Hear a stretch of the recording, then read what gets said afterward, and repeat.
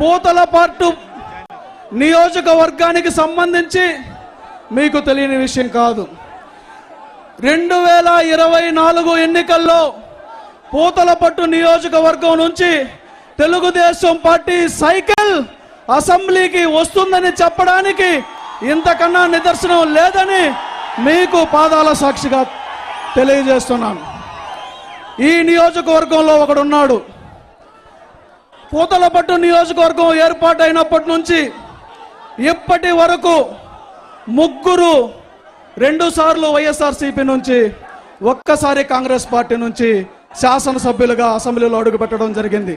సంవత్సరానికి 365 రోజులు, 5 సంవత్సరాలు ఇంటూ 3 టర్ములు ఈ నియోజకవర్గం నుంచి ఎమ్మెల్యేలు అసెంబ్లీకి వెళితే కనీసం 3 నిమిషాలు కూడా ఈ నియోజకవర్గం గురించి మాట్లాడినటువంటి దాఖలాలు లేదు సార్. అసెంబ్లీలో ఎక్కడ కూడా, రికార్డుల్లో కూడా ఈ పూతలపట్టు నియోజకవర్గ శాసనసభ్యులు మాట్లాడినటువంటి దాఖలాలు లేదు.